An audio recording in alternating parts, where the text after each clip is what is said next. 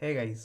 तो कैसे हैं आप सभी। तो दोस्तों यहाँ पर मैं बात करना चाह रहा था नैनीताल बैंक क्लर्क का जो एग्ज़ाम हुआ था। दोस्तों काफ़ी दिन हो गए कि मैं इसका एनालिसिस नहीं दे पाया। बहुत सारे एग्ज़ाम्स थे मेरे इस बीच, तो उस वजह से मैं कंप्लीट एनालिसिस का नहीं दे पाया था। दोस्तों मैंने एग्ज़ाम दिया था। अब जब मैंने एग्ज़ाम दिया दोस्तों, सबसे पहले इसमें रीजनिंग का सेक्शन खुला। रीजनिंग के सेक्शन में हर किसी ने, लगभग हर किसी ने जिसने बैंकिंग की तैयारी करी है, मैक्सिमम लोगों ने 40 आउट ऑफ 40 अटेम्प्ट करे।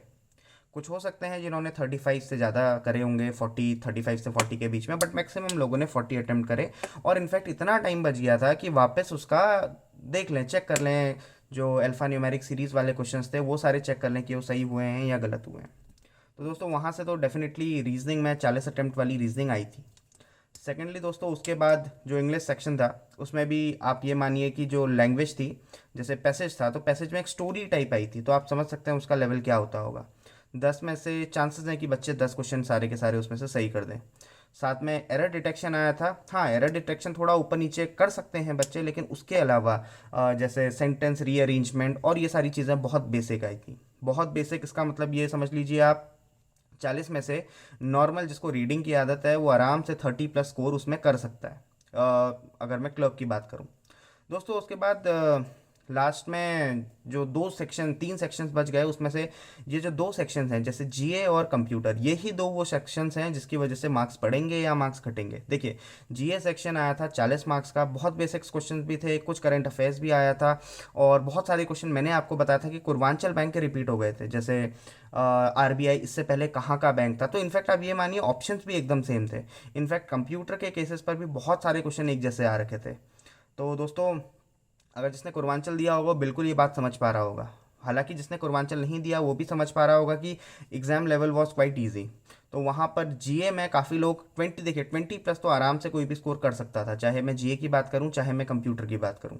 तो दोस्तों वहाँ पर अच्छे जो कैंडिडेट जिसका कंप्यूटर बैकग्राउंड है, तो वो तो 35 आउट ऑफ 35 भी ला सकता था, 40 भी ला सकता था may be, but 30+ is a good score in computer. Similar in the case of general awareness also. तो जनरल अवेयरनेस में भी आराम से 30 के आसपास स्कोर करा जा सकता था। उसके बाद दोस्तों लास्ट सेक्शन जो था वो था क्वांट्स। क्वांट दोस्तों बहुत बेसिक आया हुआ था, मैक्सिमम बच्चों ने 35 से ज़्यादा अटेम्प्ट करे हैं, जिसकी अर्थमेटिक बहुत अच्छी है। उन्होंने 40 भी कर रखे हैं। अर्थमेटिक के कुछ क्वेश्चन थे, एक टाइम एंड वर्क के एक दो क्वेश्चन थे जो थोड़ा सा टफ हो रहे थे, कंपाउंड इंटरेस्ट जिसको नहीं आता उसने नहीं बनाए होंगे एक दो क्वेश्चन, बट 35 तो एक डुएबल था। तो दोस्तों इसके बाद अगर मैं इसकी कट ऑफ की बात करूं, देखिए काफ़ी बच्चों ने जो अटेम्प्ट हैं वो अपने 190 से ऊपर करें। ये बात सच है, ये बात आप खुद जानते हैं। हाँ, कुछ बच्चे हैं जिन्होंने 180 से भी ज़्यादा करें। अगर उससे कम जिनके अटेम्प्ट हैं, जैसे 160 से जिनके कम अटेम्प्ट हैं, तो डेफिनेटली दोस्तों उनकी फिर एक्यूरेसी एकदम 100% होनी चाहिए, क्योंकि इस बार जो कट ऑफ जाएगी वो मेरे ख्याल से 150 से 155 के आसपास जाएगी। बहुत लोग सोच रहे होंगे सर 180 भी तो जा सकती है कट ऑफ, 190 भी जा, नहीं दोस्तों, इतनी ज़्यादा कट ऑफ कभी नहीं जाती। नैनीताल बैंक हर बार पेपर कराता है, लगभग हर बार उसके क्लब का लेवल सेम रहता है और इतने ही बच्चे हर बार एग्ज़ाम को देते हैं। तो दोस्तों इसके बाद इसका इंटरव्यू भी है, सो प्रिपेयर वेल। अगर आपके अटेम्प्ट अच्छे हैं, अगर आपको लगता है जीए के क्वेश्चंस अभी तक आपके पास आ गए होंगे, तो आप देख सकते हैं कितने आपके सही हैं कितने आपके गलत हैं। So prepare well guys. मेरी तरफ से मैंने अपनी कट ऑफ बता दी कि 150 से 155 ही इस बार भी इसकी कट ऑफ जाएगी। So see you in the next video.